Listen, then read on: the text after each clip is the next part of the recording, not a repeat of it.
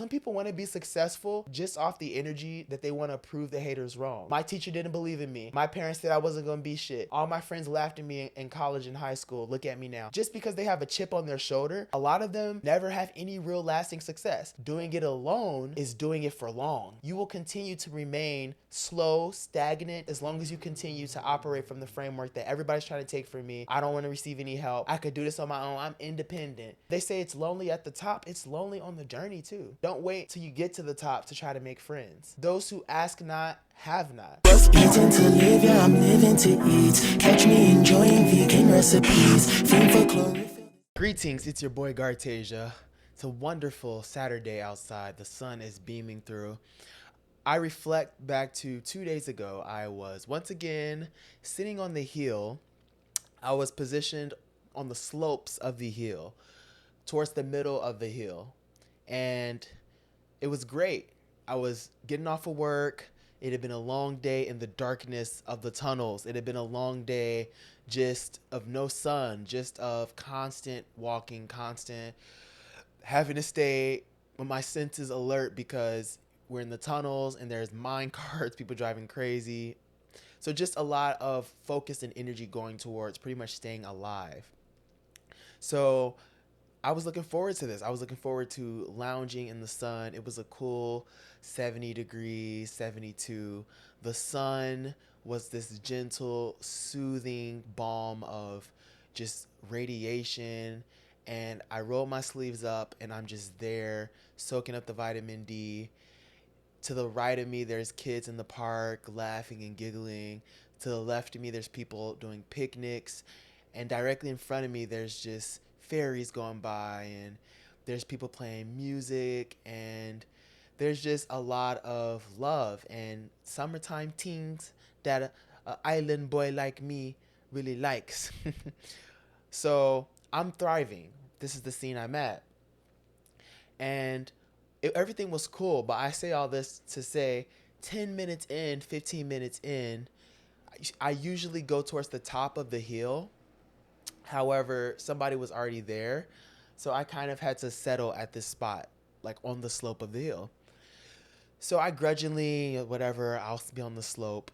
And I don't like to stay on the slope for too long because I'll tell you why. And the exact reason occurred to me. So I'm chilling on the slopes. And what happens is if you've ever sat on a slope too long, especially on a small hill, the curvature of the hill, especially towards the left side of a hill, it's never completely flat. So what happens is, like the right side, if you're sitting down, the right side of your ass is like on the hill, and the left side of your ass will be like barely touching, just because the hill is small. Long story short, over time, because of that imbalance, my left ass cheek was more on the heel than the right ass cheek. So the first 5 minutes you don't notice. The first 10 minutes you don't notice. But 15 minutes in, you start to feel an imbalance. You start to feel a lot of tension. Like that left part of your body starts getting a little tighter. The left part of your body, the muscles are like contracted. They're not completely relaxed anymore. And it kind of defeats the whole purpose because the whole point of me going there was to just be relaxed and not being able to just release the stress and the tension of the day. So what happens is I'm sitting there chilling. Like I said, 15 minutes in, 20 minutes in, left side of my body starts getting a little tense. Left side of my body, there's a lot of energy there. And I'm like, okay, what can I do to kind of get out of this sensation? I'm trying to feel relaxed. So one thing I do is I kind of shift my weight. I scoot a little bit more to the right to compensate for it. And that works for a while, for like 5 minutes, but then too much weight now gets on my right shoulder because now the left hip is kind of at an angle against gravity. So there's more weight and, the body's trying to find balance. So that doesn't work. I just end up moving it to the right side.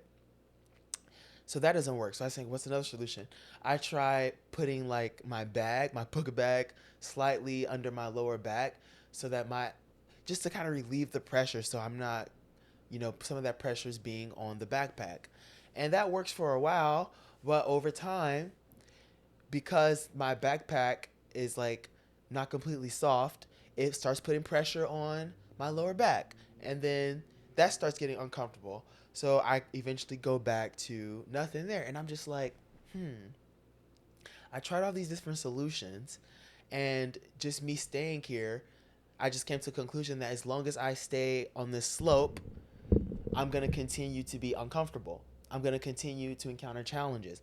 I'm going to continue to basically feel discomfort as long as I stay in this position, in this environment, on this slope. My initial plan was to go to the top of the hill. My initial plan was to go to the top of the mountain. However, I saw someone else there, and I felt like because someone else is there, I couldn't go there. I felt like because someone else had already reached the top of the mountain, because someone else had already reached the top of the hill, what's the point of me sitting there? What's the point of me going up there too? I might as well get comfortable on the slopes. I don't want to make myself uncomfortable to break the ice. I don't make myself uncomfortable or maybe make the other person uncomfortable if I go to the top because I want to give them their space, right? And that's kind of one tangent is like, why didn't I just move maybe to another part of the hill? Like, why did I completely not move on the hill when I saw that person? But the reason I bring this up is I was tying all these dots together, like my brain is shooting off, and I'm making all these connections, and it hits me. I say, a lot of people, we have a mountain that we're really passionate about summiting. You see these mountaineers, they call them. One of my friend is training to climb Mount Everest one of these days. He told me about how rigorous the process is, how you got to do paperwork, how they have to have certificates of training, how you have to do rock climbing for X amount of time, how you have to scale like other mountains and see that you do that before you can scale Mount Everest. So just the example of actually climbing a mountain, but we have other mountains in life. We have the mountain of becoming the best versions of ourselves. Some people have the mountain of climbing the corporate ladder. I just talked to my friend today. We just did an amazing leg workout. Look at these tree trunks. And we were talking about, the different ways, that we can focus on making money. And he was saying how, and there's another lady there who mentioned, oh, money's not everything. And we kind of had a conversation of, is money everything? And we had differences of opinion. However, his passion, his mountain he wanted to climb was climbing the executive ladder, climbing the career ladder, you know, buttering people up, buttering up his executives, buttering up the CEOs, taking them out to dinner, getting to know them, infiltrating the corporate ladder, and climbing up, going from new hire to manager, going from manager to project manager or a higher up leadership position, going from leadership to assistant director, going from assistant director to a director, going to president, going to CEO, going to CFO. So what I'm trying to say is that could be his mountain. Another person's mountain could just be, I want to be a professional esports gamer. Another person's mountain could be, I want to open up a restaurant and I want to scale that restaurant to the point where I have locations in every city, in every state. Some people's mountain is, I want to get my bachelor's in physics. I want to get my master's in physics. I want to get my PhD in physics. And I want to spend the rest of my days researching for NASA new energy sources. That could be someone else's mountain. My point is, we all have these different mountains in life that we want to summit. But a lot of the times, on the path of summiting these mountains, a lot of us either we see something, we see an obstacle in a hill on our way getting there, and we stop, we pause along the slopes. So we're summiting this mountain, right? There's, different climates. We go from super hot and humid at the base of a mountain. If you look at a mountain, it starts off really tropical, like a jungle type, tall trees. Then it goes to like a more cool, less trees. the vegetation, that the natural environment becomes more and more rugged the higher you go. So it starts off like beginner easy mode, and when you're towards the middle of the mountain, not only does it get steeper, and the places where you can stop, slow down, you can't camp when you're on the part of Mount Everest where you have to scale a cliff face. There's no stopping on the slopes. If you stop, you fall. A lot of people try to climb the mountain and they don't have the mountain equipment. They don't have the boots. They don't have the rock climbing skills. A lot of people try to summit a mountain. They don't have the all the gear to summit the mountain. They don't have the ropes. They don't have the harnesses. They don't have a teammate. They don't have someone else climbing that same mountain, maybe at a higher level on the mountain, that could say, oh, by the way, once you get past 3,000 feet on this mountain, there's this huge boulder that could come down and crush you. So yeah, you want to go 100 feet east to avoid that, because I almost died. This is a huge pitfall that I faced. Now that I've made it past that pitfall, I'm alley-oop to you at a lower part so you don't have to go through that. I say all this to say a lot of people stop on the slopes for whatever reason. They get burnt out. Some people stop on the slopes to take a little break because they feel that they've earned this break. Some people feel like they can stop on the slopes for a little bit, ease up on the gas because they feel like they've accomplished so much already. They've hit X amount of goals. Who cares if they take a week off? Who cares if they take 2 weeks, 3 weeks off from working on their business? So they stop on the slopes. Some people stop on the slopes, not even stopping on the slopes. Some people never stop, are actually continuously scaling the mountain, but some people are going the wrong way. Some people think they're climbing a mountain when actually they're climbing downwards. When actually they're lost. When actually they think they're climbing the mountain and they don't know that they're actually going up the wrong mountain. Some people are climbing a mountain that they started thinking they were on that mountain and they ended up on another mountain. Right? So what I try to say is people get stuck on the slopes for whatever reason. And what happens is, just like me on that hill, they get stuck. Some people stay stuck. Fortunately, most of us, when we get stuck on this slope, when we get stuck on this sharp cliff face, a lot of times, just like me when I was at that angle, kind of resting on that hill, over time, there was an imbalance. I started getting top heavy on the left side of my body. The same way that top heaviness, that's nature, that's your body, that's your universe, your spirit telling you, get back up, Gartasia, keep applying that pressure. You're not there yet. That discomfort, that imbalance is, get back up, Timmy. You got X more days of that webinar to perfect that webinar. Don't give up now. Keep going, Tiana.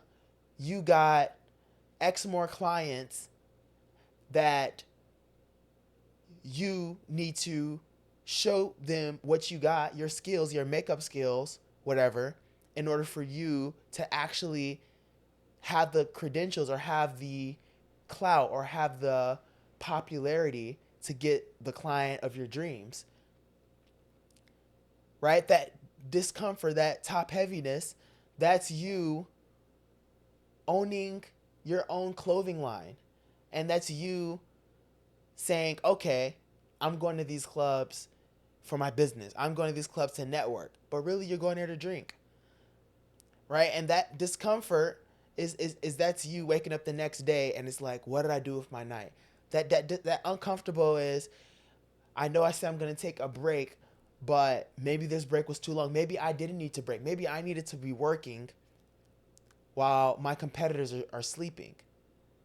So that's that discomfort. And a lot of us, like I was doing with that, when I felt that discomfort, a lot of us are comfortable in the discomfort. Everything else about sleeping on that slope was perfect. The view was perfect. The birds chirping was perfect. The atmosphere, the scene was perfect. The only problem, the only flaw of being on that slope for me was my left hip, my left glute, the left side of my body start feeling imbalanced. And a lot of us A lot of things could be going right when we kind of camp out on the slopes, when we kind of not throw in the towel, but take a little step back, take a break. They say that we let's get our 8 hours of sleep and let's push back these deadlines and these projects we do. A lot of us do that, and things go good for a while. There could be a lot of good benefits from that. Maybe from kind of taking a break from going to that mountain, being super, going super hard. It could be a lot of positives. One of the positives could be you've restored a lot of friendships in your life. One of the positives could that be is you could actually be making more money because you took time to pause, you took time to connect more, you took time to look at other factors that could be contributing towards the demise or the growth of your business. That could be a good aspect. Another good thing that could happen is maybe you found love. Maybe you found your soulmate and you're taking a week or two to just spend time with them. Or you're taking that week to spend time with family or whatever. Some people just take the week and, some people just spend it just partying or decompressing or indulging in the rewards or reaping the benefits of all the toil and the hard work they put in. The thing is, none of that is wrong. You deserve that. However, when you start feeling that discomfort, a lot of people start feeling that guilt. A lot of people start feeling that urge, like, okay, it's time to get back on the saddle. A lot of people start feeling that, okay, yeah, maybe I am getting back into my old ways, but this tomorrow, I promise I'm gonna meet this person I've been trying to network with, and they're gonna be at that party. So it's like you feel that discomfort that you're kind of overindulging, but you somehow convince yourself emotionally that this I promise this is good for you and that you should keep doing it and that you're not done camping on the slope yet. Even though you feel that discomfort, it can be almost painful. That discomfort like, okay, everybody says you should rest 2 days from the gym, but then you're trying to compete in men's physique bodybuilding, but you keep convincing yourself, oh, I need to take two days off, even on those 2 days, when on those 2 days you feel shitty. You're not listening to your body. The logic says that you should take maybe 2 days off. The logic might say, based on the results of other people, that you're training too hard. The logic might say, based on the other results of other people, that you aren't doing exercise properly or whatever. But at the end of the day, you have to listen to how do you feel and what is your body telling you. If literally all the study is showing, oh, you should take 2 days off, but you wake up that morning feeling energized, you wake up that morning feeling like you could crush it, you wake up that morning feeling like He-Man, but you resist that urge just because, oh, let's do what the studies show. This human who's completely different from me, has completely different genetics from me and completely different phenotype from me, he worked 5 days a week and he became Arnold and he did X. So just because I feel like I should do it, but he didn't do it, and the reality is it's not even that. A lot of people, because it's easier. A lot of people would rather deal with the guilt and the regret of not doing something just so that they can have an excuse to tell their friends a good reason why they didn't do it. And in addition to that, why it would actually be harmful to do the thing that deep down they know they should do, even if they're telling themselves a lie, because deep down they know that if I need to go to the next level, I need to be pushing myself to the limit. But they will lie to themselves and lie to others so that they can get a quick relief from that feeling of grief or guilt from knowing deep down that they should actually be working out 7 days a week, that they should actually be drinking a gallon of water a day, that they should, not be gossiping and talking about their friends behind their backs, that they should be writing every day and doing the thing that they claim that they're passionate about every single day. But a lot of people will say, oh, we need breaks and so happen, and will look for an excuse so that they never have to deal with that guilt. So that's why some people can be on the slopes forever, because somehow that discomfort for them has become bearable because they cover it up with a mask. But I submit to you all, listen to that discomfort. If you're on the hill, if you're on an angle, if you're on your mountain, climbing to the summit of your mountain of success, climbing to the summit of your mountain of achieving greatness in your life. And somewhere along the way, you want to take a break. Somewhere along the way, you stumble. Somewhere along the way, you are daunted. You get halfway through the summit and then you say, I can't do this. I'm ready to give up. And you settle, you make camp and you kind of hunker down, kind of just playing defense. I submit to you, maybe that was a good idea. Maybe do take a break. Maybe do shut down that over ambitious, or not want to say over ambitious, that overzealous need to kind of rush to the finish line. So I'm not saying that sitting on the slopes is bad. What I am saying is staying on the slopes is bad, especially when you feel that discomfort. Because that's the whole thing with me. I was cool with the slopes until I started feeling uncomfortable. And all discomfort is different for different people. Discomfort for me might not be the same as discomfort for you. Some people are uncomfortable playing video games. They feel like they're wasting time. I just talked to one of my friends.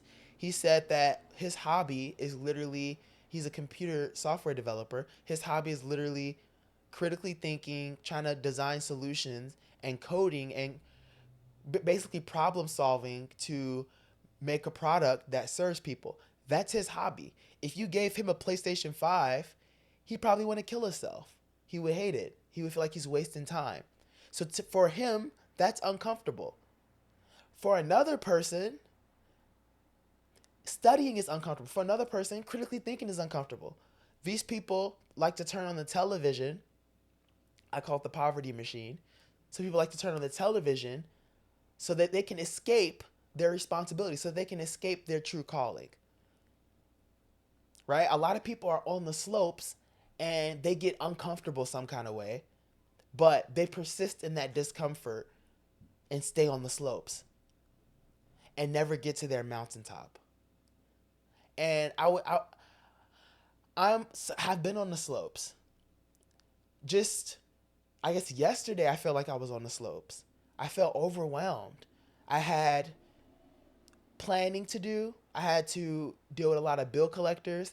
I had to network. I had to do a lot of communicating and a lot of posting and a lot of just working in the business stuff. I found myself stuck in that pattern of working in the business again. A lot of these videos are just me taking my own advice, and I didn't like how I felt. I felt drained. I was sleeping in again. I was not accomplishing things. Just my overall productivity dropped. And it's because I was on the slopes. I was caught in the slope of, as long as I keep my head down and keep doing the same thing without putting thought into it, that's still climbing the mountain when that's not. Sometimes people think they're climbing a mountain when they're really climbing a wheel. You ever climb a wheel before? Or you ever see the cartoons where like Wile E. Coyote's running on the wheel? It looks like you're going up, but then once you get to the top, it goes back down. So a lot of people are caught in the hamster wheel. A lot of people are caught in the hamster wheel of thinking that they're climbing, thinking that they're climbing the executive ladder, thinking that they're challenging themselves and taking risks every day and getting uncomfortable, when in reality they're just in a hamster wheel. And because that motion, it looks like they're moving and it looks like they're productive on the outside looking in, and a lot of people feed off of that instead of actually being productive in real life. And they could actually be productive, but not progressive. We need to go from just productive to progressive. We've established that you're productive. Now, how are you progressive? How are you looking at ways to not only be productive, looking at ways to scale your production? How can you take the service that you're giving to the next level? And a lot of us, we start giving value, we start giving service, and we say, how can I give more service? But it's usually from a framework that has already plateaued. It's from a framework that the top limits of that, the upper limits of that framework, we would have to be investing all of our time into that framework, staying busy, but staying broke, staying occupied, but keeping eyes closed. staying schedule full, staying booked, right? But staying at the same time broken, right? So you want to be booked, you want to be busy, you want to be occupied, but only on things that are taking your business or taking your vision to the next level. Not just things that keep you busy, or even if they bring you fulfillment. A lot of things feel better to do, even if it is hard work. For example, it might be easier for me to just go to the gym and train shoulders every day. Or what's my favorite day? My favorite muscle to train is back. It would be so easy for me to go to the gym and train back every day, right? And then I tell people when they ask me how many times a week do you go, a day do you go to the gym? A week. I will tell them I go to the gym 7 days a week. And they're gonna be like, wow, amazing, 7 days a week, you're a beast. What they don't know is that I'm going 7 days a week, but every time I go, I'm training back. Which is not bad, but the thing is, I just wanted that validation of saying I go to the gym every day. And even though I was getting fulfillment out of training back every day at the gym, I'm still gonna be unbalanced at the end of the day because I have an overgrown back and the rest of my muscles are starving. But it's like, oh, that's okay. They say do what you love and follow your dreams and do what feels good. And that is true, do what feels good to an extent. But to the same extent that you wouldn't go to the gym and train back every day just because it makes you feel good, why do people in their businesses continue to chisel at one aspect of their business to continue to do the same thing of their business, but never continue to research how can they get better at their business, never continue to buy consulting, learn from others how to get better at their business, never spend time getting a mentor, a big brother type, a leader to guide them and be like, okay, this is right, this is wrong based on my experience. Never have time to read books, never have time to buy courses, whatever. But at least they'll be able to say, I spend 40 hours a week working on my business. So it's one of those things where it sounds good, and these people may even get a measure of success. But my thing is to go to the next level, you need to take a step back and you need to think and you need to gather your thoughts and find a creative solution. Right? A lot of people are on the slopes and they're going to stay on the slopes unless not only do they get out of that position, get out of that spot and move to a higher ground on the slope on the mountain, or B, take time to, even if they don't physically move, take time to mentally move into a mentality or a mind space or a spiritual space that gives you the creativity so that now when you decide to I'm gonna muster up the courage and the strength to go scale that mountain and nothing's gonna stop me. Now you have new ideas how to cross that gap. Now you have new ideas how to climb that portion of the cliff of the mountain that you thought was impossible before. Now you've gained insight and you've gained counsel and you talk to people. Now you know how to that point of the mountain where the oxygen is so thin you can't breathe. But now you've talked to people and they taught you, oh, if you have an oxygen tank on you but you don't have a mask, but here you can make a mask out of so and so. So now you know how to prepare for that future event that's gonna try to block you, that's gonna try to hinder you from achieving your goals before you reach it. However, if you just blindly kept trucking on, it's a blizzard. You're in a mountain, it's the snow. So you don't know where you're going. You're caught up in the blizzard in the mountain. You're caught up in the avalanche of the mountain. Yes, your feet are moving, but in the avalanche, you don't know where you're going. You don't know if you're going the right way or the wrong way. A lot of people on climbing their mountain, even if they aren't sleeping on the slopes, staying there or going back downhill, they're still moving, but a lot of times they're going the wrong direction because they've gotten too caught up in the avalanche. They've gotten too caught up in the blizzard. They've got up too caught up in the day in day out, the mechanics of the business, the how is it functioning part of the business instead of figuring out a solution. I don't want to be in this blizzard anymore. I don't want to be in this avalanche anymore. How can I still climb this mountain without being in this avalanche? But the thing is, a lot of people try to keep moving in the avalanche instead of getting out of the avalanche. And people do this for years. Some people do this for decades. They're constantly fighting an uphill battle. They're constantly in an avalanche, in a blizzard. Sometimes they luck out and do end up go the right direction. And sometimes they leave it to chance. Like when you're in an avalanche, there's no sense of orientation. So sometimes they might be going the right way, sometimes they might not. So that's still better than staying stuck and sleeping on the slopes.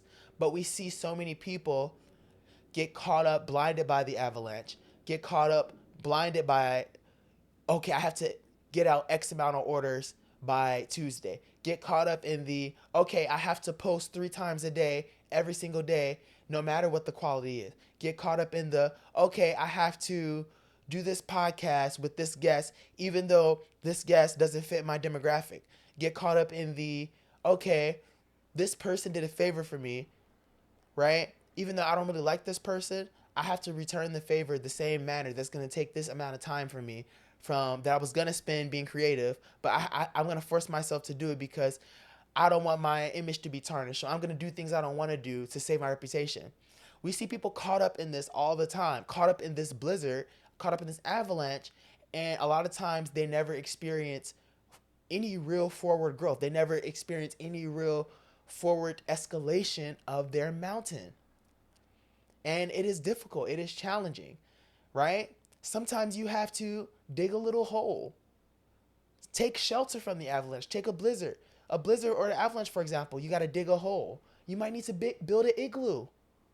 You might need to build a connection, build a new hobby, build a skill that you think is completely unrelated just to have another weapon in your arsenal to fall back on in case your main mountain is not the final mountain you want to do.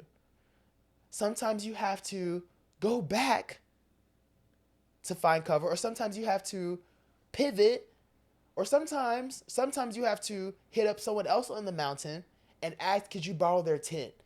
Sometimes on the way up your mountain, sometimes a lot of entrepreneurs want to do everything by themselves. A lot of entrepreneurs want to be successful just because they have a chip on their shoulder, just so they can flaunt their success and chalk it off to, my teacher didn't believe in me. My parents said I wasn't going to be shit. All my friends laughed at me in college and high school. Look at me now. Some people want to be successful just off the energy that they want to prove the haters wrong. And because of that, a lot of them never have any real lasting success because they often turn down a lot of other mountaineers, a lot of other people climbing a mountain who might be more experienced, who's trying to help them. A lot of times they turn it down out of a distrust because they're projecting their childhoods, they're projecting their experience with the world, and they don't want to open up themselves to being hurt again, which is understandable. But a lot of times doing it alone is doing it for long. And if I don't know about you, I have a lot of lifetime goals that I want to achieve, and none of them are one single goal. None of them I want to be doing caught up in the same process for my lifetime. And you will continue to remain slow, stagnant, and just really slow and incremental with your success as long as you continue to operate from the framework that everybody's trying to take from me. I don't want to receive any help. I could do this on my own. I'm independent. Yeah, keep doing that. Those who ask not have not. And they say it's lonely at the top. It's lonely on the journey too. It's lonely at the journey. Don't wait till you get to the top to try to make friends. And while you're on the journey or at the bottom, that doesn't mean that you can't try to make friends with those on the top. And also making friends with other people climbing the mountain. It doesn't have to be somebody better, higher up in success from you. It can literally be somebody, both of you all have a tent right next to each other and there's a blizzard going on. Your tent gets destroyed. You're out in the cold. What does he do? He reaches out his hand. He said, get in my tent. You hammer down the supports. Both of you all watch each other's back. and share wisdom so that you all keep an accountability system. So if one of you fall off track, it's like, hey, bro, I seen you come so far, but I'm seeing you kind of deviate off the track. Pivot, pivot. Let's get you back on track. Or you see yourself distracted. You see your tent get destroyed. You see you end up caught up in this wormhole of just working, working, working, and not thinking and not creating and not thinking outside the box and going to the next level. He says, yo, let me dust off this snow from your eyes so you can see. Let me give you a change of clothes so that you're not being weighed down by the snow. So a lot of times we're weighed down by our business. A lot of times we're weighed down by being overwhelmed by these little goals we have and these objectives we need to meet. And a lot of times these people we have to please. When at the end of the day, sometimes you have to take a step back from all of that so that you can actually not please them, but serve them at the highest level. You know what do they say? Sometimes you got to close a window to open up a door. And if you keep doing that, you will reach the summit and it's going to be absolutely amazing. And there will be people who helped lift you there. And hopefully you lift others up on your journey. And that's the joy of it all, is just the joy of giving. And it is the joy of understanding your human nature and kind of hacking a lot of the pitfalls we all have, almost having this ultra instinct, this reflex where you see through the different challenges you have and understand them as nothing more than an avalanche, understand them as nothing more than a blizzard, understand them as nothing more than, you know, a cliff or anything else you might face climbing your mountain, and just understanding that the longer you stay on the slopes and ignore your inner calling, your inner spirit telling you to get back on it, the harder it's going to be to summit that mountain. And understanding that sometimes when you're caught up in the blizzard, caught up in the storm, you don't know you're in the storm until you get creative and build a shelter. Get creative and take a step back. And that's how you get past the storm and climb the mountain of your dreams. I hope this helped kind of break down a lot of challenges people face. It's personally been a long week for me, full of challenges. So this analogy really helped me kind of think clearer and give me more direction about where I want to go. And yeah, I hope this did the same for you. As always, stay hydrated, stay breathing in that good ass oxygen, and most importantly, stay basic. I love you.